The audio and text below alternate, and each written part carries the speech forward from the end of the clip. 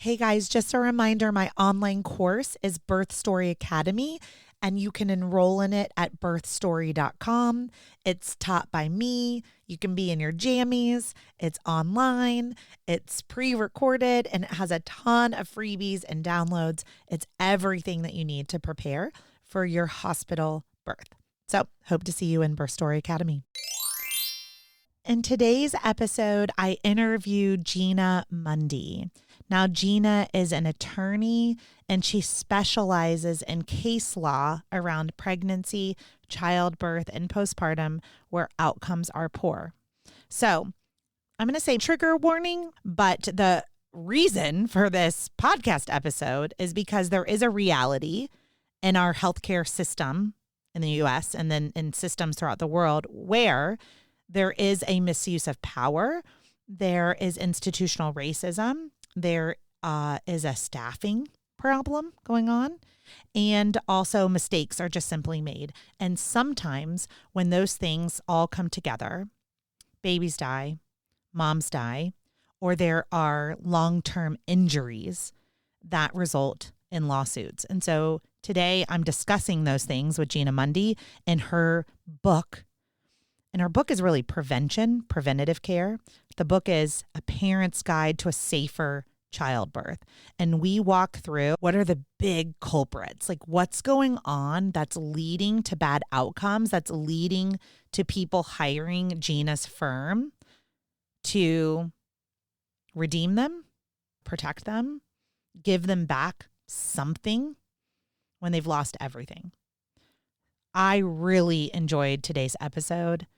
It takes the advocacy work of a doula and really highlights everything that I'm so passionate about and helping to prepare and educate you guys in Birth Story Academy so that things like this don't happen.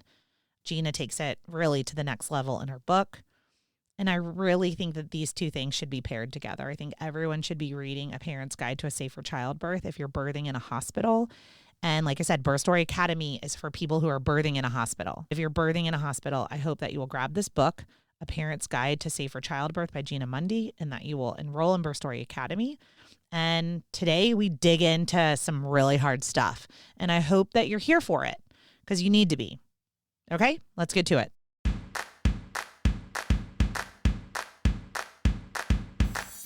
What does a contraction feel like? How do I know if I'm in labor? And what does the day of labor look like? Wait, is this normal? Hey, I'm Heidi. My best friends call me Hides. I'm a certified birth doula, host of this podcast, and author of Birth Story, an interactive pregnancy guidebook. I have supported hundreds of women through their labor and deliveries, and I believe every one of them and you deserves a microphone and a stage. So here we are. Listen each week to get answers to these tough questions. Birth Story, where we talk about pregnancy, labor, deliveries, where we tell our stories and share our feelings. And of course, chat about our favorite baby products and motherhood. And because I'm passionate about birth outcomes, you will hear from some of the top experts in labor and delivery. Whether you are pregnant, trying desperately to get pregnant, or you just love a good birth story, I hope you will stick around and be part of this Birth Story family. Hi, Gina. This is Heidi from the Birth Story podcast. Welcome. Hey, Heidi. Thanks for having me today. I'm excited for our conversation. I am too. As you guys just heard in the intro, Gina Mundy is the author of A Parent's Guide to Safer Childbirth, and she's an attorney. And I have been wanting to interview an attorney on the show for a long time. There are a lot of questions that we have as we inform our decisions that go into and around childbirth. So thanks for being here today, Gina. All right, well, let's kick it off. It's the Birth Story podcast. And you're a mom of 3 in Michigan, correct? That's correct. I have a 19-year-old, a 15-year-old, they're both girls. And then I have my little man. My son is 9. Well, let's talk about law school. When did you decide to be an attorney? Oh, I knew I was going to be an attorney when I was a kid. Okay. So I don't know why. I was just always supposed to be an attorney. That was always my path. Yeah. And so I did it. I went high school, college, law school, and graduated law school. And I was actually supposed to be more of a business real estate attorney. And then I had to get my first job out of law school, which is how I stumbled on being a childbirth attorney. And so when you say you were supposed to be, what does that mean, Gina? Is that what you want? Is that what So when you I wanted to focused, be? so being a childbirth attorney, I didn't even know this profession existed when I got out of law school. But I got out of law school, I took the bar exam, I got married 2 months later. Then I passed the bar exam, and then I got my first job at a large law firm. So basically, I could transfer to the business real estate section of the firm at some point. However, I had just gotten married, so having a baby was on my radar. So when I got hired into a team of over 20 attorneys and all they did were childbirth cases, just so your audience understands, a childbirth case is when something goes wrong and baby's not born healthy. Baby may pass away during childbirth, and in some cases, mom passes away. So with having a baby on my radar, I wanted to learn more to make sure it didn't happen during the birth of my kids. It's a lot to take in, you guys. And so there was a trigger warning in the beginning of this episode, but I'm going to say it again right now because we're going to talk about some difficult things today, like Gina just alluded to, right? Childbirth cases have to do with injury and with death and with obstetrical violence or mistreatment during your pregnancy and or your childbirth and or postpartum period while you're being cared for in the hospital. But what you said was you went to law school and you didn't know about childbirth law. And so that's the first thing I want to talk about is like, this is an area of the law that is underserved, right? And so the fact that you were in this big law firm with 20 attorneys that were working on childbirth cases, but I guess what I'm asking is in law school, what do they cover? Like, is there a section at all for childbirth? No, no, there's no classes in law school that teach you about this. And it makes sense because I've been a childbirth attorney for 21 years. And typically, if someone's meeting me for the first time and they ask me what I do and I tell them, the response is always the same. What's that? It just makes me wonder, like, why isn't it covered more in school? And it's just parallels for me, right? A lot of what I do as a birth doula, Gina, is because the key fundamentals of my job are not taught in medical school to the obstetricians and or the midwives. So I have tools and skills on how the pelvis works, how it moves, understanding the stages of labor without a vaginal exam. And yet I've never been to medical school. And yet every single OBGYN that I work with on a daily basis will look at me as the expert on fetal positioning, maternal positioning, moving the pelvis, especially when medical interventions are involved. And so we see this, all the different pieces, you guys, from medical school to law school. Like, people aren't thinking about maternity care the way I wish that they would. And so there are jobs like Gina's and there are jobs like mine to help prevent and then protect people. So you've been working for 21 years. So I'm sure most of your cases are protected, but I would love to know, kind of in this journey, what made you stay? I wish I knew. I don't know. There were many times where it's hard. It's really, really hard to tell you. The hardest part of my job is when I have to sit down with the families and talk about the day their baby was born, the day they lost their wife. It's hard. It's been always hard. And I think what happened is ultimately, it was really hard when I was pregnant with my 3 kids. But when I wrote the book, basically how to have a safer childbirth, these mistakes and complications. But when I started writing that book, it took 14 months, thousands of hours. But for the first 3 months, I cried. I cried every single morning trying to figure out what was wrong with me. But what I figured out basically now it's easier to see because this is 2 years later.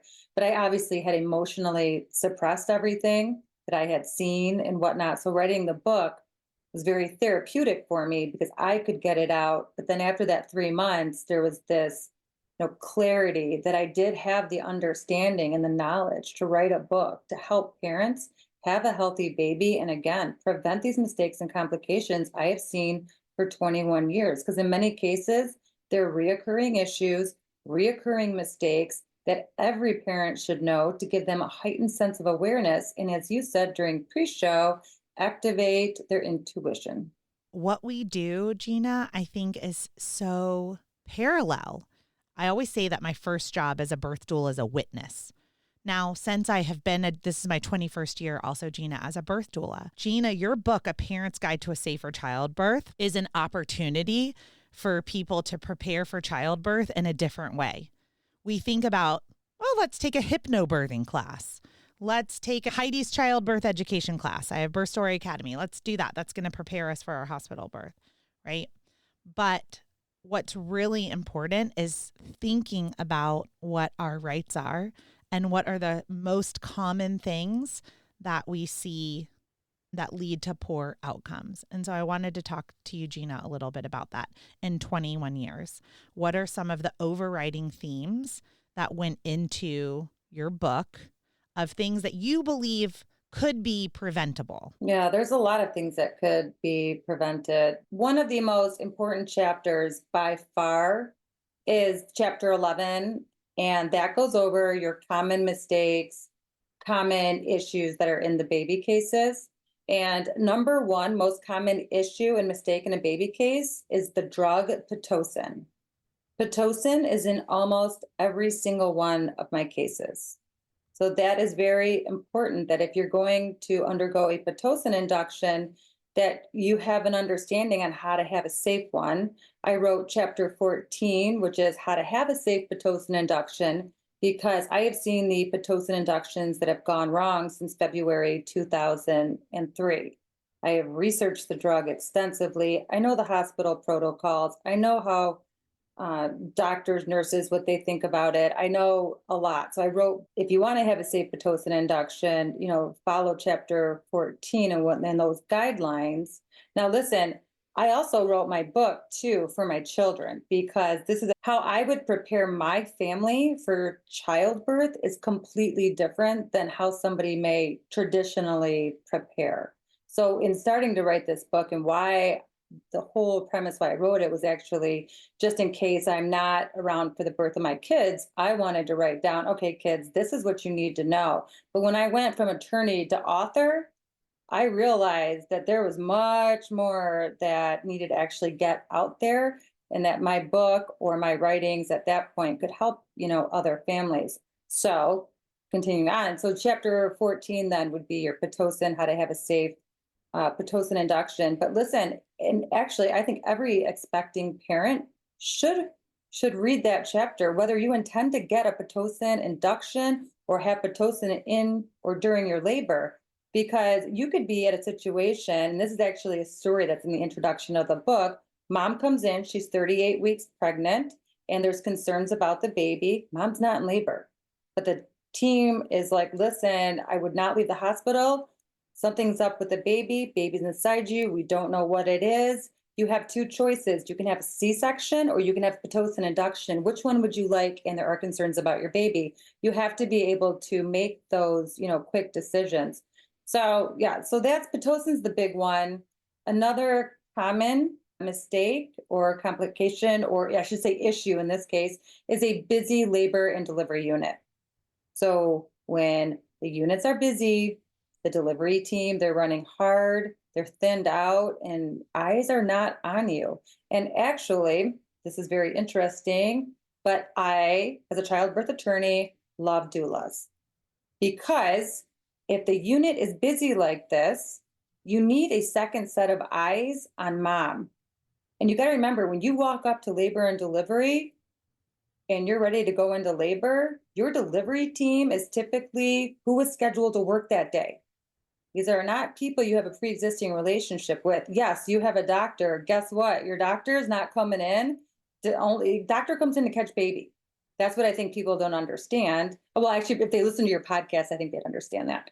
Doctors come in to catch babies. So to have a doula present who speaks the language of the delivery team, especially somebody like you with how your extensive experience, and because you are so experienced in the Charlotte area, I'm sure you are just, I know you're helping to bring babies, safely into this world. Because when you have a busy delivery team, they just can't keep eyes on mom. And especially in something like a Pitocin induction, and eyes are off the prize, that's when these mistakes and complications occur. So having the doula, and I love how you want to teach and educate your clients, because that is one of the biggest things I say in my book.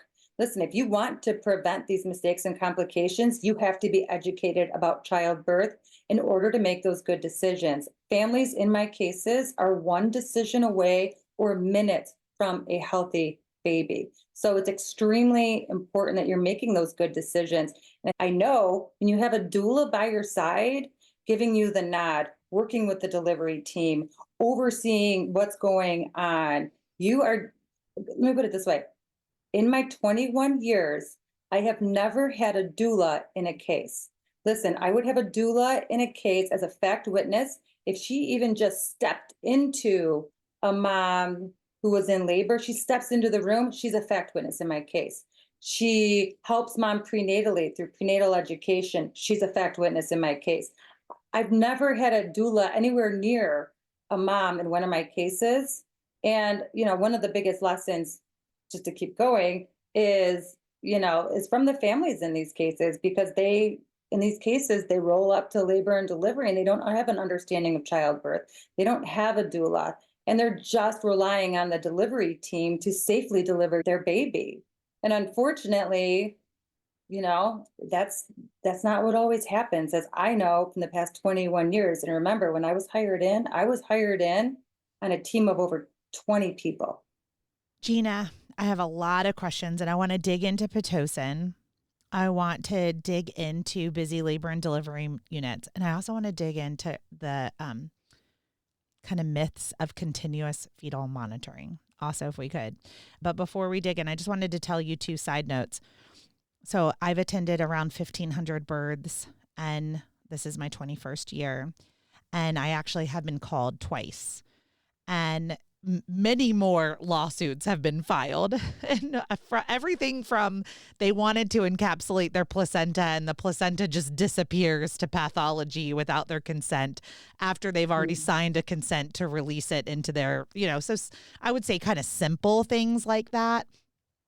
Some more complicated things like hitting and opening the bladder in the middle of a cesarean section. So some things were like they weren't as severe as a fetal demise or a maternal demise, right? But there has been a lot of cases over the years, even with a doula present, where like at the end of the day, we're also hiring humans to do things, right? In one case, we had a type 1 diabetic where they administered, like one nurse came in and administered insulin, and then the other came in and administered glucose, and they just weren't communicating. And that led to a placental abruption, which led to lifetime care for this child. So there's like these other like longer birth injuries. So I wish I have never been called. I haven't had a case like that. I just have your typical, things go wrong. And then, a lot of them, again, Pitocin induction, and then your cascade effect. Most parents have a difficult time with the contractions. So then you're looking at epidural, and it's just like this cascade event. Yeah. What I see in my own statistics. So I have a sample of about 100 private clients per year. And in that sample, we track all of our statistics, right? So we track maternal and fetal outcomes. We track Pitocin usage. We track inductions by other methods, cesarean rates, vaginal birth, everything that you can track, we track. And one of the things that we see is if someone goes into spontaneous labor and they have no medical interventions at all, no cesarean sections, no maternal and fetal problems, no NICU admissions, okay?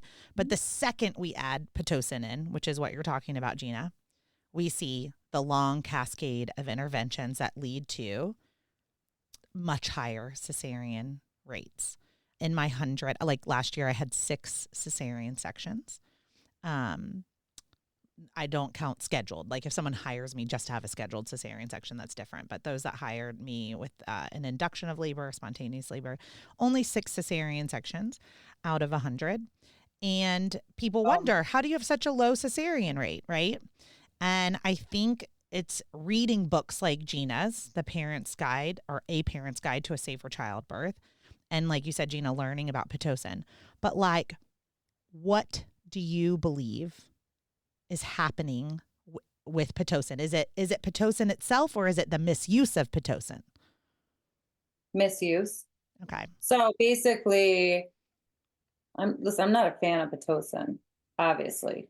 But doctors, nurses, they're fine with it. And sometimes it is probably a good option because the other alternative is a C-section. Chapter 14 is here's my thing with Pitocin. Slow and steady, let it hit your sweet spot.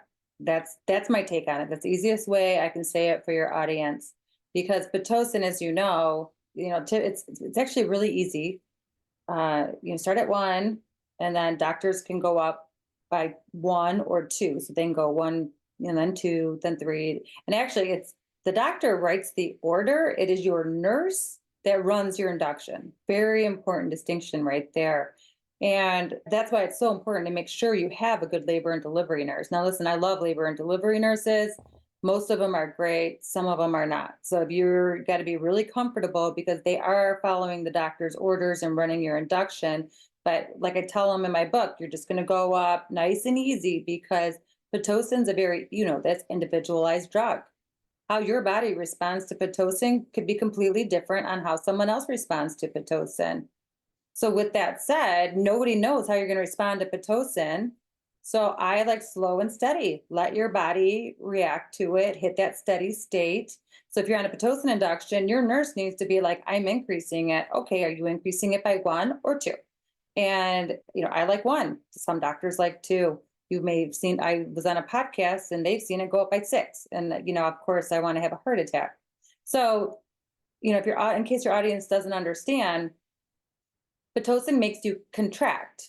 And when your uterus, so your baby's in your uterus, and when your uterus squeezes down on baby, that will stop oxygen to baby. Completely normal. Babies are literally made to handle contractions. So nobody freak out. It's completely fine. But when you have a drug that's making you contract, that's not natural, if you start having too many contractions, so the contractions squeeze down on baby, and a lot of doctors, and I wrote this in my book, when there's a contraction, it's like the baby kind of goes underwater during the contraction. As the uterus releases, baby comes up for air. So if they're jacking the Pitocin up way too fast, way too high, you have too many contractions, and that's too much on baby. Baby eventually can't handle it for whatever reason. And then baby will start to decline, where at that point, either they're going to pull back on the Pitocin or, that's where everybody kind of goes different. So it's misuse up too fast. Baby's not responding very well to it. But then there might be a situation like Pitocin's in most of my shoulder dystocia cases. So this is where the shoulder dystocia gets hung up in the birth canal. Their shoulder, I should say, gets hung up in the birth canal. So it may be that just Pitocin was used in the case, but by far, the most common fact, most of my cases involve Pitocin. And by the way, just to comment on the spontaneous vaginal birth, I rarely have a case involving a spontaneous vaginal birth. So your statistics would clearly line up with mine, that I don't have them. I see the bad things. So. Mm-hmm. So a couple things I want to add in from the doula's perspective, Gina, to what you're saying.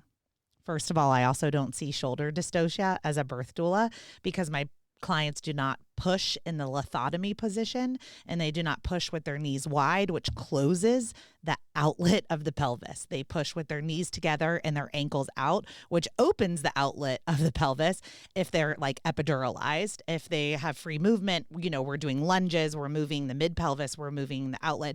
But I simply just don't see shoulder dystocia because if you hire a doula who's certified in spinning babies, who understands anatomy, who can move your body, if you're laying on your back in lithotomy with your legs wide, you're going to see shoulder dystocia. It is, to me, a very unethical. It is against science. It's against anatomy. It doesn't make any sense. If I was an attorney, I would be going after shoulder dystocia all day. And I bet you every single shoulder dystocia case, Gina, and I don't even know, I'm not looking at your docket, but like they're all in lithotomy position with their knees wide, probably on Pitocin also. But one of the things I wanted to add to what you were saying about like Pitocin and you guys really understanding this and the dosage of it is that your body releases natural oxytocin. So even if you're in an induction of labor, at some point an induction becomes an augmentation. So you can induce labor with Pitocin, but let's say your water breaks. Let's say a bunch of prostaglandins are released. Let's say your body is now flooding you with your own natural oxytocin. You are eventually in spontaneous labor. That Pitocin needs to come down. It needs to be turned off, okay? Every hospital system is different. Here in Charlotte, North Carolina, we have two big players. Everybody freaking listening knows who I'm talking about, but I'm not going to throw them under the water right now. But one of them is a teaching hospital. They have a very high cesarean section rate, and you can go to Leapfrog and you can look at those statistics. But if you look at what they're doing, they're going up to 40 on Pitocin with just a nurse and no monitoring. So we haven't gotten to monitoring yet, Gina, which we're going to get to. But monitoring, okay, you cannot measure the intensity or the strength of a contraction from the outside of the belly on a Novi, on wired bands. Okay, the only way we know how strong a contraction is by monitoring internally with an IUPC, an intrauterine pressure catheter. Well, your water's got to be broken to have an IUPC. So they are pumping the Pitocin with no clue what your uterus is doing. And what Gina was talking about is called tachysystole. That's when your uterus is contracting, hypercontracting. It's contracting too many times, for too long, too strong. And guess what? We don't know that from external fetal monitoring. And almost every induction starts with continuous fetal monitoring, which has zero outcomes data to prove that that helps saves baby or maternal lives or anything. So I have a whole problem on continuous fetal monitoring. But if we're going to monitoring from the outside doesn't tell us anything, because you have to calculate this thing called MVUs from the inside. We have to know how strong is the dose of Pitocin causing the pressure on the baby to be what? And some doctor somewhere has decided that for all people, MVUs above 200 are adequate, MVUs below 200 are inadequate. We don't know what you as an individual, your body's safety pressure is and what type of break your uterus needs. So I could go on about this all day, Gina. You can see I'm getting like hyped up about it, but I just want to talk about monitoring a little bit. When my clients go into the hospital and they sign a consent form for an induction of labor, they are not understanding that they are consenting in that moment to, they think, whatever dose of Pitocin, however many vaginal exams, all of the monitoring. But what Gina just said, you guys, what as an attorney is, you have the right to speak up and say, this is an increase of a medication, and a medication that is the dose is being increased. You must consent to that on every turn.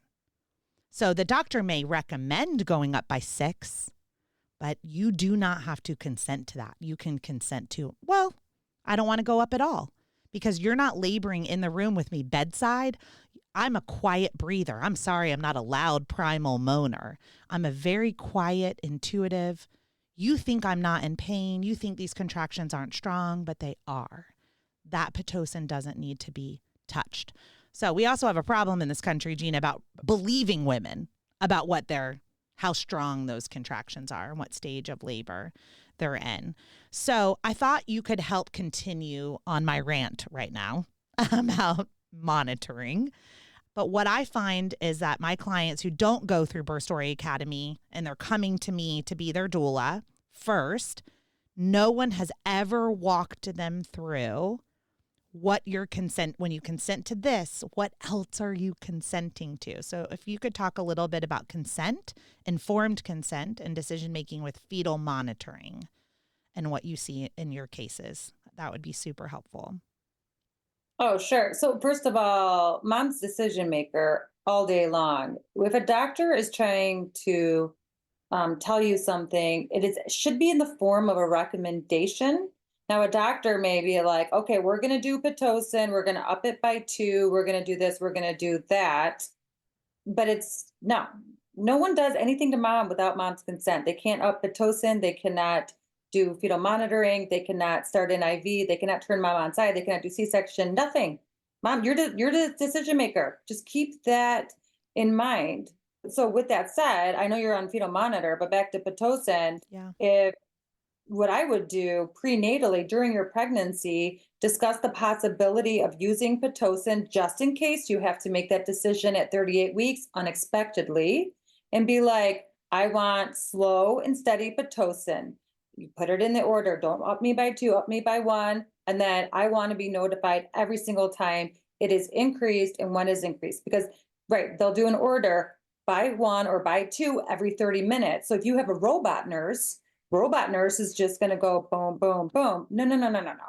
So again, they cannot do anything without your consent, especially if you say that from the beginning. Don't just sit there and be like, okay, okay, because the families in my cases, they did that. And trust me, when I talk to them in the aftermath of something going wrong, they are experts on Pitocin. They are experts on what went wrong.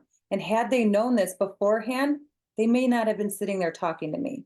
Very important that you're the decision maker, but with that comes responsibility to understand and learn about childbirth. So, your question, informed consent, fetal monitoring. Again, no one's putting a fetal monitor on you without your consent. You don't have to have one. I'm the childbirth attorney. I am a fan of continuous monitoring.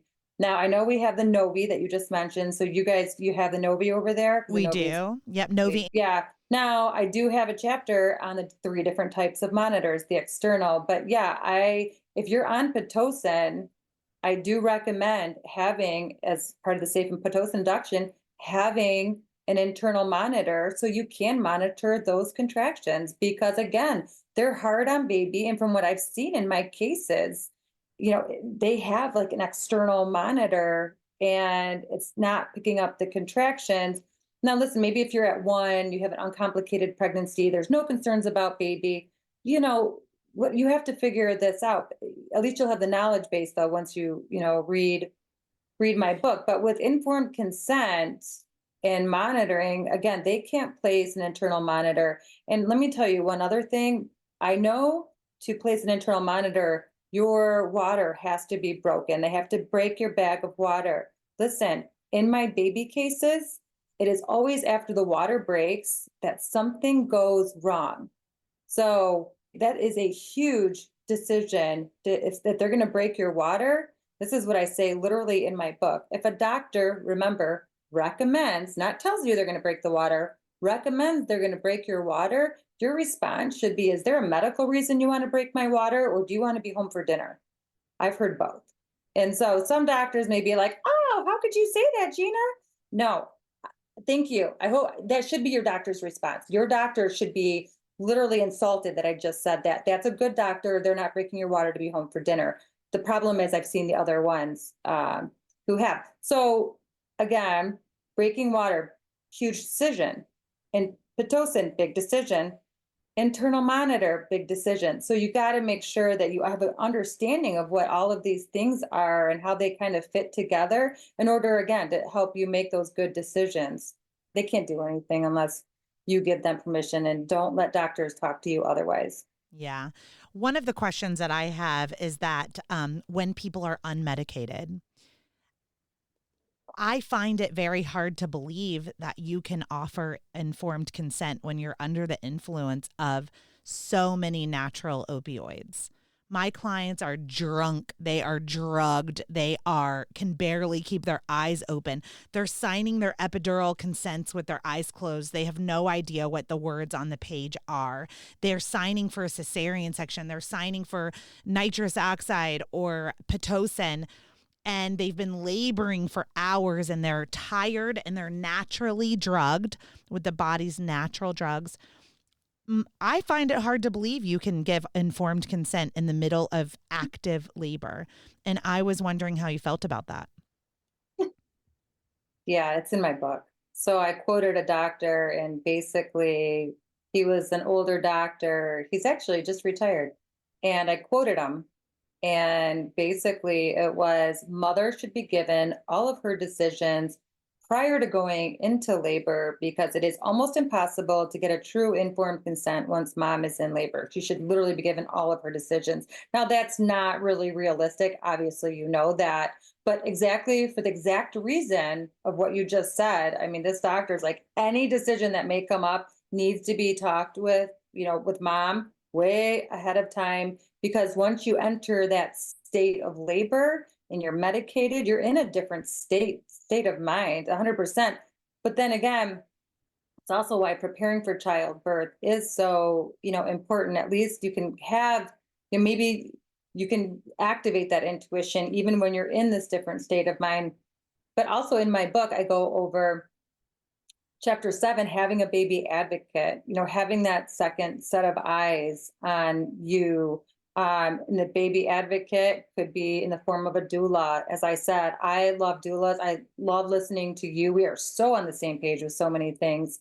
So, but yeah, because you are in that, labor state of mind, yeah, it's hard to make decisions. So you need somebody next to you who understands how to make these decisions, who speaks the language of the delivery team. In that chapter at the end, if you can't afford a doula, I'm like, all right, get your partner, your mom, your grandma, whoever. Soon to be grandmas make great advocates. Soon to be grandmas also love my book, which makes sense because I wrote it so I have healthy grandkids. So get somebody like that involved. And at the end of the chapter, I'm like, listen, if you're going to have a baby advocate, you're now giving them a new job, like a new job. Here's some training. And this is how you train your baby advocate. Have them read these 5 things, and they will at least help you and oversee you, during the birthing process. Because I can tell you, a lot of the partners, they just roll up to labor and delivery, and a partner may not understand how to protect their wife or their baby. My book lays that out. This is how you can protect them, how you can help them make good decisions. Understand when they're in labor, they're entering a different state of mind. They need you, especially if they can't, they don't hire a doula or somebody like you. And I think it's really important to add to that, that if you have invited someone into the birth room, they have to play a role of taking notes, right? Just like your doctor's charting, your nurse is charting, who is charting for you. So as a doula, every couple of minutes, I have a work line I'm texting to that says like a vaginal exam was performed. This is what happened. This is what was offered. This is the way that it was. So when I have had to sit on that witness stand before, it is so well documented. It is airtight. No one, they put it this way. The cases that I have been part of have all been won, Gina, right? Because you can't really argue with real-time charting. And if they're real-time charting on you, you better real-time chart on them. If you're using medical interventions like Pitocin, just let somebody be making notes. Oh, at this time we went up to 2. At this time, oh, I looked over and I was on 10 and nobody ever asked me if I was going to be on 10. Those are things that need to be continually noted. We are so on the same page with this stuff. So now I am doing another book more. So my book right now is on childbirth. I had a chapter on there called Primary Evidence in a Baby Case, Your Medical Records. Now that's going to go into book number 2. But it is I cannot believe you're like the first person who's ever said this. This is why, too bad your audience can't see me. I have this like look of just shock, love what you're saying face. But listen, audience, yes, you are so freaking smart. So in a legal baby case, The primary evidence in the baby case are your medical records. The issue is the nurses, the doctors, the medical staff, they're the only ones who write in the medical records. Okay, so what happened? So that is the primary evidence. So if we have a jury trial, in that jury trial, they hear all the testimony of the witnesses and they're given mom's medical records. And then they go through mom's medical records, which again are the notes by the nurses, the midwife, the doctors. The patients do not get to write any part of the medical record. So if you don't have anything written, then that's it. You don't have, I mean, yes, you have your voice as the evidence. And when you testify, that is evidence. But you've got to remember, there's a big part of it that in these cases, it could be years later that you're even going to trial. So they'll try to discredit your memory. Your memory fades. It really does. So I, like Heidi, recommend all day long that you sit and you chart. If you can do notes to yourself, if you can do something on your phone or just handwrite it, it doesn't matter, as long as the note is written simultaneously with the care or right after the care, just like a note in your medical record. That is evidence for a case. Now, obviously you're not getting ready for a case or whatnot, but I can tell you in these cases, it's definitely in favor of, the doctors and the residents and everybody else who gets to write the primary evidence in a case. And families in my cases don't, there's been one case where a family has gone home and the grandma actually had written, what had happened and whatnot that day. And that was admitted then as evidence. But yeah, that is just, I'm so happy you just said that. Yeah. Well, okay. And let's expand upon that. So the advice that my doula clients get, it starts in their pregnancy. So everything, if you're birthing in a hospital, is electronic now. So your provider is required to write a note about your visit immediately following your visit. Like, let's say they're in Epic or MyChart or wherever part of the country you're in, whatever they're using.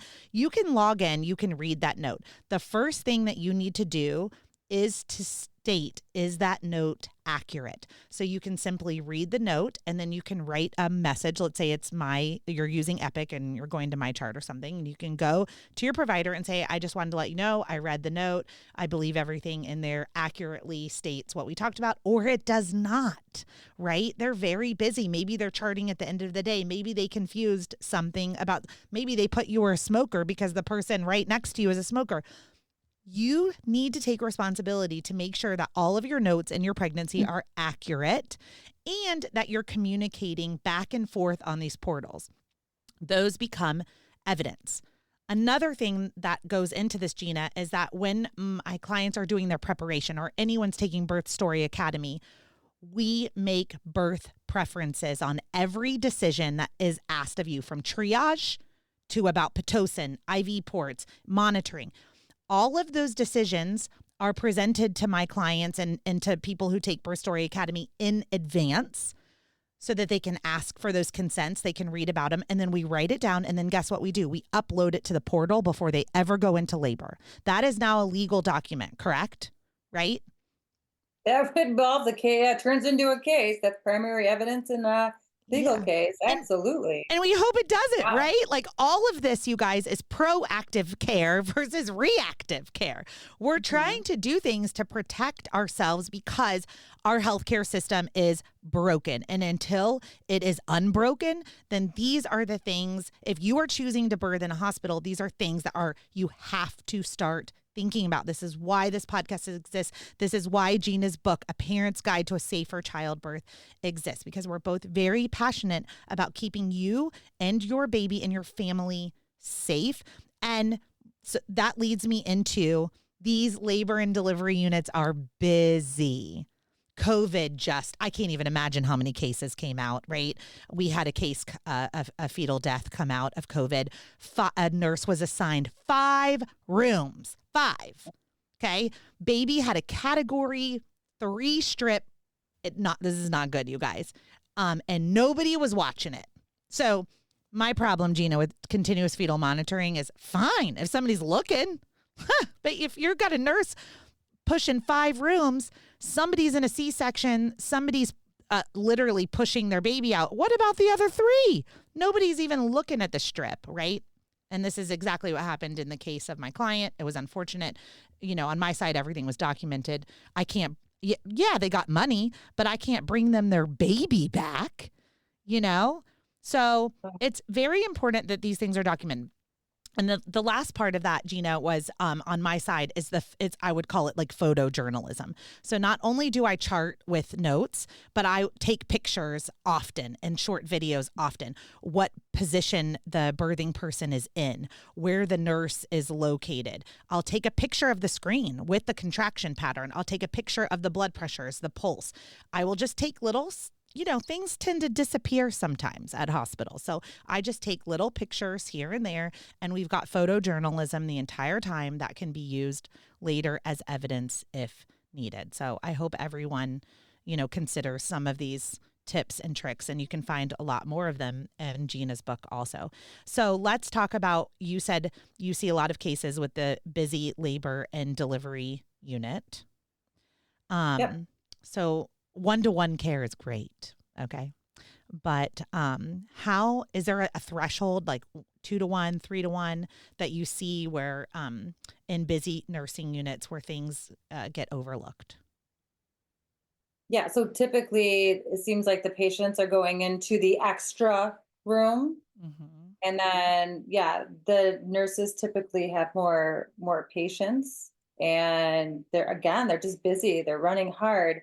Your doctor's not there. In the book, I write, okay, you have to find out how fast can your doctor get to the hospital? Because when the units get busy like this, there should be depending on the hospital, if you have a bigger hospital, there should be an in-house attending doctor that is there to handle all of the emergencies. Except when you have an extremely busy unit, then he might be helping some other patients while, this is what we've seen, unfortunately, in cases. So their doctor's on the way, but in Michigan, he's stuck in rush hour at 4 or 5 o'clock and he can't get there, and baby's in trouble, and it's not good. So yeah, it's just the units just become, they're trying, I think the delivery teams, they're trying their best, but it's like anything. Think about it. If you have a job where you've been super, super busy and you're just in all directions, how well are you doing your job? Just think about it. How good can you do your job? I was on a podcast last week with a labor and delivery nurse, and she's taking a different direction because unfortunately, she's so busy at her hospital, she does not feel like she can do her job effectively. And she's like, I can't do it anymore. I cannot do my job effectively. I am too busy. Her last day was like the day after our podcast. And it was so sad because this nurse really wanted to be the best labor and delivery nurse she could, but she was constrained by her hospital. So again, very important that, to understand that they can become extremely busy, and to have that second set of eyes on you. Again, somebody like you're like a dream come true. Well, Gina, I'm going to tell you something that's very funny. There's a vendor program here, and they're like, let's bring in the doulas and we'll let them be a vendor. And then they think they have power over you.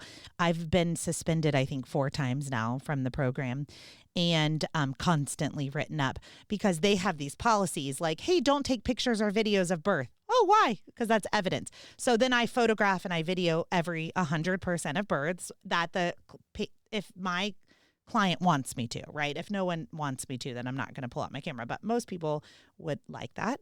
And so I take pictures and videos at 100% of all of the births. And in fact, I had a case where they charted that the baby was born, the baby was dropped on the floor and the cord snapped. I will say baby is fine. No injuries were sustained, but very traumatizing for the birthing person. They charted that the baby was breech and all these other things. And my video evidence showed that the baby was, in fact, cephalic, head down, that the provider just simply dropped the baby onto the floor and the cord snapped. This is what Gina and I have both kind of said. Things happen. You're hiring humans. Humans work 24-hour shifts, 12-hour shifts. They are tired. They are busy.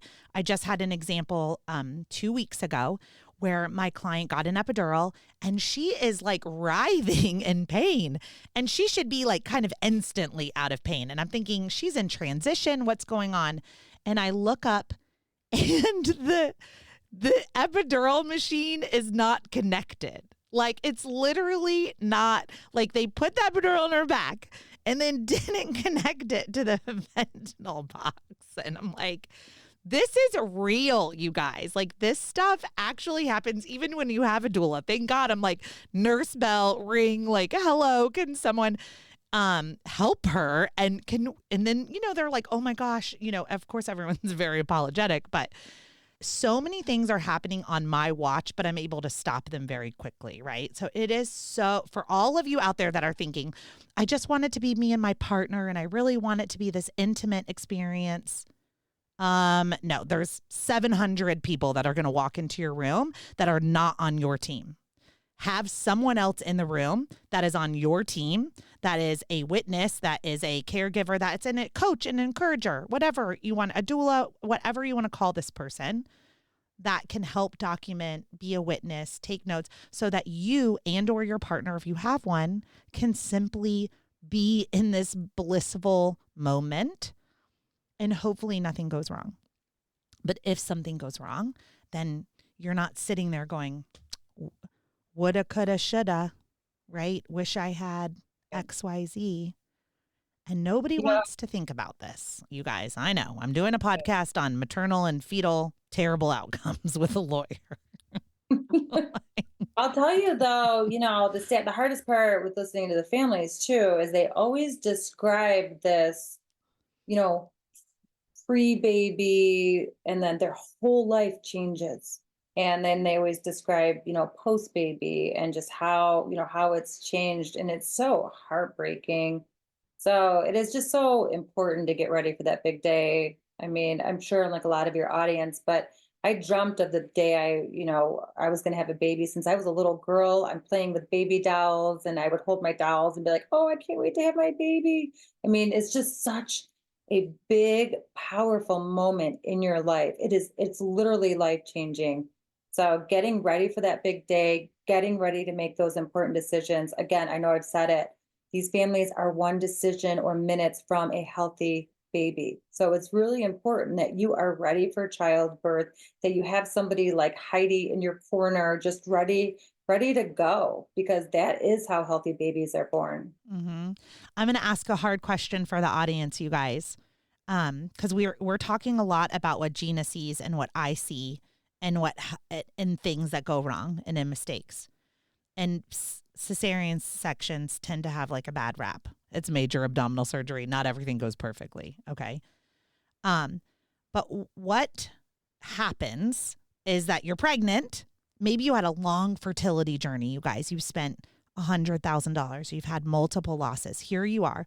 And your attitude is, I just get me my baby. They want to do an induction at 39 weeks. They want to do a scheduled cesarean, whatever the story is, they want to do, right? They want to do this to my body. Okay. What you heard Gina and I say is, well, we're not really seeing this stuff happen when you go into spontaneous labor and medical interventions aren't used. That's not realistic or a reality for all of you listening. Some of you have a fetal anomaly, and the baby has to come out and have heart surgery within right away or something, right? There's a reason for big medical reason for an induction of labor. So we know not everyone can just go into spontaneous labor and go unmedicated. That doesn't feel right for everyone in their body. But what Gina and I are saying is, if these other things are being recommended, do your due diligence, right? In advance and during, to make sure that you and your baby stay safe. So Gina, do you get these cases for scheduled cesarean sections, or just for the induction and augmentation of labor? I have never had a case involving an elective C-section at 39 weeks. actually, this is in the book, and there's more to it, but hear me out. Baby lawyers typically have C-sections, elective C-sections, because we can't unsee what we've seen, we can't unknow what we know. We can't relax to have a baby because of, our day, think about it. And lawyers don't work 40 hours, especially when you are just out there, young lawyer, you're working. This is your whole life.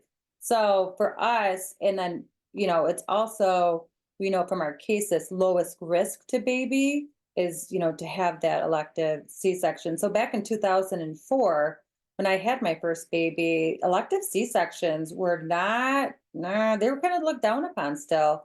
So my baby lawyer friends that were still pregnant, and this is literally in the book, and this is way too much information. But there was one in particular, and she's like, just tell your doctor you have herpes. Because if you have herpes in 2004, you get your elective C-section. And so she did. She's like, I have herpes and I just want an elective C-section. She got it. Me, I'm like, I'm not telling my doctor that. I just, nope, not putting that in my medical record. But my doctor was very like, he was like, Gina, you got this.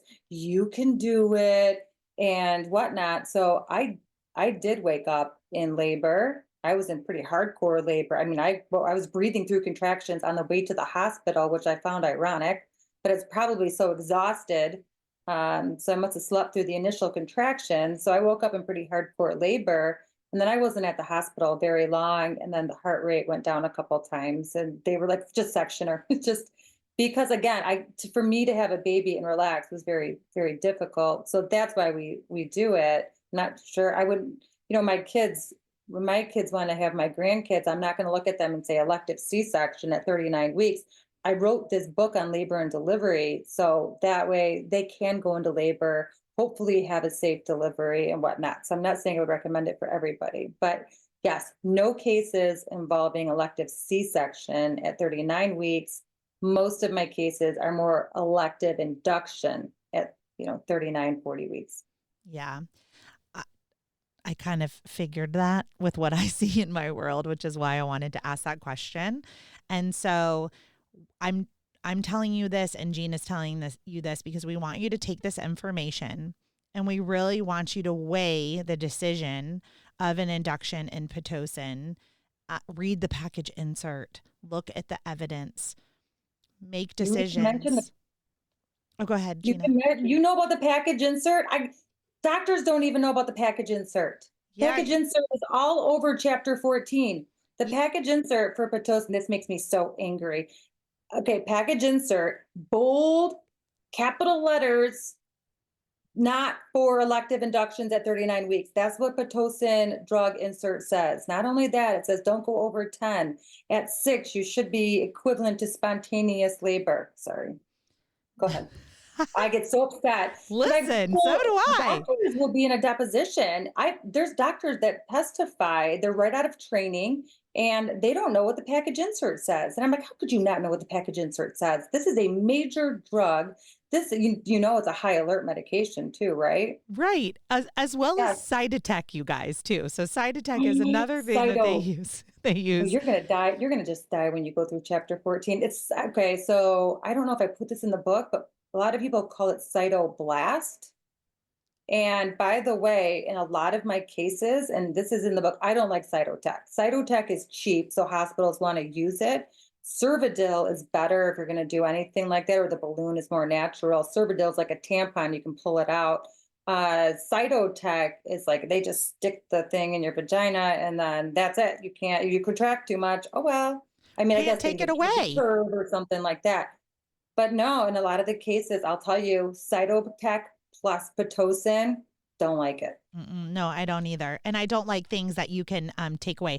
Now, what Gina just said about Cytotec and Cervidil, they're both prostaglandins. They're both used to ripen the cervix and or help you have some contractions. It's also the drug of choice if you have had a miscarriage and, your body's having trouble passing the miscarriage. So Cytotec can be very triggering for people who have had a fertility journey and then they hear this drug later on too in an induction, right? You're like, whoa, Cytotec's what they used when I had my miscarriage. So that can just be emotionally triggering going into it. But I digress. It has a black box warning on it, you guys, on the package insert. So, and it's like not to be used in pregnancy, like at all, and definitely not for an induction of labor. Cervidil, last time I checked, was like over $1,000 per little tampon dose, and Cytotec was about $250. Okay, so if you're like the cute little drug rep coming to the hospital and you're trying to sell your Cytotec versus Cervidil, like good luck selling your Cervidil that costs $1,000 versus like the generic Cytotec that's $250. And if you are the purchaser at the hospital, which drug do you think that you're purchasing? Because your bonus rests on the profitability, right? So if every person coming into labor and delivery is getting Cervidil versus Cytotec, you're probably not running a very profitable hospital. Know your shit, you guys. That's what we're saying. So start with Gina's book, A Parent's Guide to a Safer Childbirth. And then why don't you add on my course, Birth Story Academy, and make sure you just double down. I think our combination is so valuable. So valuable. Because I can tell we completely complement each other. When you talk, I'm like, I'd say that all the time. So together, I think that I know together, my book, your course will 100% help parents have a healthy baby. Yeah, I believe that as well. And that's why I invited you on the podcast. And I am so happy that we got to tackle some of these hard topics. You guys, Gina and I could literally talk all day about every single medical intervention. We hit a couple of them today. We picked up on some of the biggest mistakes that we see and some of the biggest culprits. And I hope that today's episode just leaves you guys with more awareness, more curiosity, and kind of more drive to take control over your own health and your baby's health and outcomes.